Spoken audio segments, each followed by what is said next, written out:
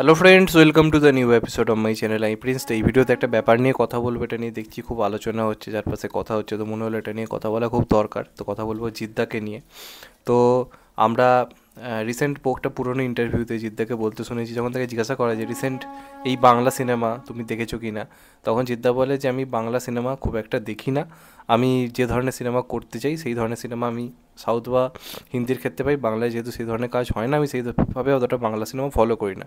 এটা recent interview নয়, বেশ একটা পুরোনো ইন্টারভিউতে জিদ্দা এই কথাটা বলেছিল। এবং যেহেতু জিদ্দা বাংলাতে মেন স্ট্রিম কমার্শিয়াল ঘরানার কাজ করে, জিদ্দার সিনেমাগুলো খুবই লার্জার দ্যান লাইফ হয়ে থাকে। এবং ফ্যামিলি ড্রামা জিদ্দা নিজের কেরিয়ারে খুব কম করেছে, মানে পিক টাইমে, রিসেন্ট যে টাইমটা জিদ্দার ফ্যামিলি ড্রামা নেই বললেই চলে। অর্থাৎ জিদ্দার সিনেমাগুলো মানে প্রপারলি যে বাঙালিয়ানা জিনিসটা যেটা দরকার, হিরো ধুতি পাঞ্জাবি পরে আদলামি করবে বা ফ্যামিলি ড্রামা যে ধরনের সিনেমাগুলো হয়, জিদ্দা সেই ধরনের সিনেমা নিজের কেরিয়ারে খুব কম করেছে। এই ব্যাপারটা অনেকেই বলে থাকে, নানা সময় নানাভাবে আলোচনা হয়, এবং ইদানিং এই কথাটা নিয়ে আরও বেশি করে কথা হচ্ছে, আরও নানাভাবে আলোচনা হচ্ছে, নানাভাবে বলছে লোকে।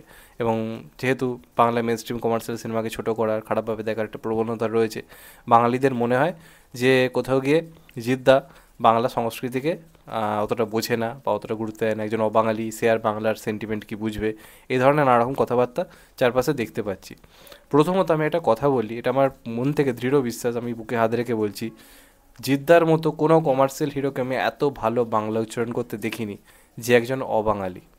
একটা অবাঙালিকে হিরোকে বাঙালিরা এতটা ভালোবেসেছে, ঘরে ঘরে তার ছবি দেখা গেছে, সেটা তো এমনি এমনি নয়। আমি গ্যারেন্টি দিয়ে বলতে পারি 2002 থেকে 2009, 10, 11 এই যে টাইমটা অবধি 90% অডিয়েন্স হয়তো কোনোদিন বুঝতেই পারেনি যে জিদ্দা একজন অবাঙালি মানুষ। এত স্পষ্ট বাংলা উচ্চারণ, এক একটা ভাষা যেভাবে উচ্চারণ, আমার উচ্চারণও তো ভালো নয়, বাংলা নিয়ে পড়েছি, বাংলা ভাষা চিরকাল বলে আসছি, আমার উচ্চারণও তো ভালো নয়। আমাকে হয়তো জিদ্দার থেকে উচ্চারণ শিখতে হবে, এত সুন্দরভাবে সে বাংলা ভাষাটাকে রপ্ত করেছে। কীভাবে রপ্ত করেছে সেটা তার কথাবার্তা শুনলে বোঝা যায়। আমরা ইন্টারভিউ নিতে গেলে আমরা থ্যাংক ইউ বললে জিদ্দা ধন্যবাদ বলে, আমরা গুড নাইট বললে জিদ্দা শুভরাত্রি বলে। বাঙালিদের সঙ্গে কীভাবে মিশতে হয় সেটা যারা জিদ্দার সঙ্গে খুব কাছাকাছি মিশেছে তার থেকে ভালো আলটিমেটলি কেউই জানে না। রিসেন্টলি তোমরা দেখেছো বহুরূপীর সময় শিবপ্রসাদ গেছিল জিদ্দার বাড়িতে, সেখানে দেখবে ভিডিওটাতে জিদ্দার বাড়িতে যে জিদ্দার যে মানে যে ড্রয়িং রুমটা রয়েছে সেখানে বড় করে সত্যজিৎ রায়ের ছবি রাখা। কেন রেখেছে ভাই? জিদ্দার সেই ধরনের সিনেমাগুলোই দেখে যেটা দেখে সে অনেক কিছু শিখতে পারবে বা জানতে পারবে। আমাদের বাংলায় এখন যে ধরনের সিনেমাগুলো হচ্ছে চার দেওয়ালের মধ্যে বাবা ছেলে সম্পর্ক নিয়ে, আমি খারাপ সিনেমা বলছি না, জিদ্দা কেন সেই সিনেমাগুলো থেকে শিখতে যাবে? সেই ধরনের সিনেমা বানানোর জিদ্দার মেন্টালিটি তো কখনো ছিল না। জিদ্দা যখন বাঙালিয়ানা দেখানোর, বাঙালিয়ানা ভরপুর দেখিয়েছে। তোমরা অসুর দেখে নাও, কী সুন্দরভাবে বাঙালি সংস্কৃতিকে তুলে ধরেছে, বাংলার আর্টটাকে তুলে ধরেছে। কিন্তু এই হিপোক্রিট বাঙালি যারা জিদ্দাকে নিয়ে প্রশ্ন তুলছে, তারা অসুরের থেকে ওই সময় আসা মানে পুরোপুরি বিহারি টাইপের মুভি দাবাং 3 দেখতে গেছে, হলে ভিড় করে করে দাবাং 3 দেখতে গেছে, গুড নিউজ দেখতে গেছে। তাহলে তারা তো বাংলা ভাষা ছেড়ে হিন্দি ভাষাকে অনেক দিন আগে অ্যাকসেপ্ট করেছে। আমি একটা ছোট্ট ঘটনা বলি, আমি কদিন আগে কাঙ্গুবা দেখতে গেছিলাম লেক মলে। এবার সেখানে একটা ইংলিশ মিডিয়াম স্কুলের মানে বাচ্চা ছেলে মেয়েদের জন্য একটা স্পেশাল স্ক্রিনিং রাখা হয়েছিল লেক মলে, একটা ইংলিশ একটা অ্যানিমেটেড মুভি দেখানোর প্ল্যান করা হয়েছিল। তো সেখানে আমি তাদের দেখছিলাম, একটা বাচ্চা মেয়ে হয়তো ইংলিশ মিডিয়ামে পড়ে, বাঙালি মেয়ে হয়তো, কথার খাতিরে বাচ্চাদের মধ্যে এই ধরনের কথাবার্তা হচ্ছে, এই চল না ওদিকটা গিয়ে খেলি। ম্যাডাম এসে রীতিমতো মাথায় চাটি মারছে, বলছে why are you talking Bengali, talking English বলে মারছে। মানে একটা বাঙালি মেয়ের বাংলা ভাষা বলার স্বাধীনতা নেই। এই যে গার্জেনরা যারা বাচ্চাদেরকে এই মেন্টালিটি নিয়ে বড় করছে, তারা জিদ্দার বাংলা সংস্কৃতি নিয়ে প্রশ্ন তুলছে। আরে সে তো অবাঙালি হয়ে বাংলা ভাষাকে রপ্ত করেছে, বাংলা ইন্ডাস্ট্রিকে বড় করার চেষ্টা করছে, তাকে নিয়ে প্রশ্ন তুলছে সবাই। লজ্জা লাগে না? সিরিয়াসলি লজ্জা লাগে না জিদ্দাকে নিয়ে এই ধরনের কথাবার্তাগুলো বলতে, যে সে বাংলা সংস্কৃতি বোঝে কি বোঝে না? আর এই যে জিদ্দার সিনেমা নিয়ে যে কথাগুলো ওঠে, যে জিদ্দার বাঙালিরাই বলছে যে বাঙালিয়ানা কোথায় সিনেমার মধ্যে, সবকটাই দেখে যেন সাউথ বলিউডের কাজ মনে হয়। আরে ভাই, তোরা তো সাউথ বলিউডের সিনেমাই দেখতে যাস, নাহলে বাংলাতে স্ত্রী টু 25 কোটি কালেকশন করে আজকে। আচ্ছা, এই যে গানটা এসছে আজ কি রাত, ওইরকম ধরনের গানে যদি নুসরাত নাচতো আজকে বাংলাতে, ওইরকম ধরনের যদি লিরিক্স থাকতো, ওইরকম ধরনের কথাবার্তা থাকতো, দেখতেন বাঙালিরাই বলতো ইস কি গানের লিরিক্স, নুসরাত জাহানের কী অবস্থা হয়েছে দেখো। এদিকে তমান্না যখন নাচছে, এরা জামা খুলে নাচছে ভাই, হলের মধ্যে জামা খুলে নাচছে। ভাই কী করেছে, ভাই কী করেছে?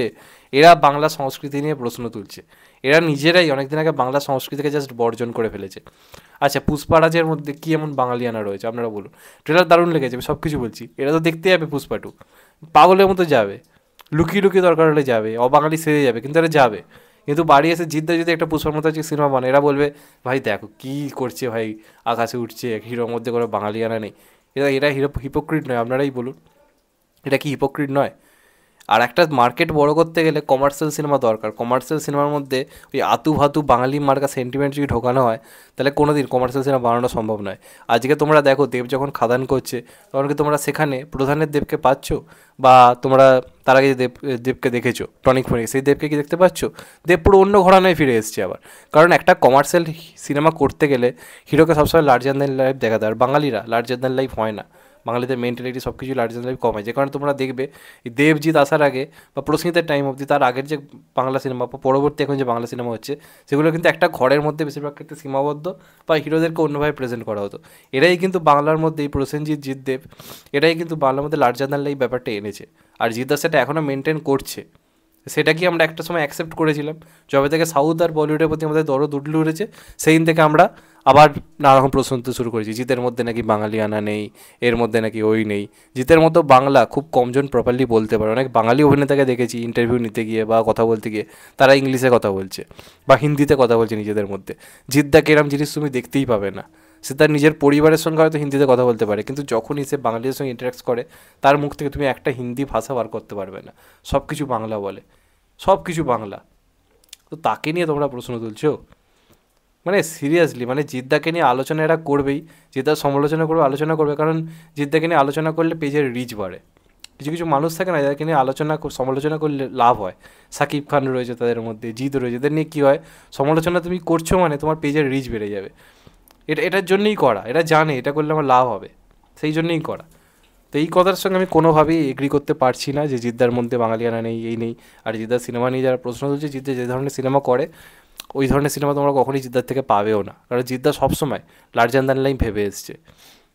মানে একটা সময় বাঙালি কিন্তু এরকম ছিল না, এরা আওয়ারা দেখতে গেছে, তার পাশাপাশি বলিউডের সিনেমা দেখেছে, কিন্তু একটাকে ছোটো করে অন্যকে বড় করা এরা অ্যাকসেপ্ট করেছে। কিন্তু সাউথ বলিউডের সংস্কৃতিকে KGF 2 দেখতে যাচ্ছে হল, এটা আগে 4-5 বার দেখবে, কিন্তু বাংলা হিরোটা করলে তার বক্তব্য বাঙালিয়ানা নেই। কী বলবেন এদেরকে সিরিয়াসলি বলতে গেলে? তো আমি এটার সঙ্গে কোনোভাবেই অ্যাগ্রি করতে পারলাম না। তোমাদের এটা নিয়ে মতামত অবশ্যই জানিও। চ্যানেলটা নতুন হলে চ্যানেলটাকে সাবস্ক্রাইব করে দিও and get the bell icon. ভালো থেকো সবাই, টেক কেয়ার, নমস্কার। আবার দেখা হবে, এখন তো বাই। সবাই ভালো থেকো, সুস্থ থেকো, নমস্কার, টেক কেয়ার, আবার দেখা হবে।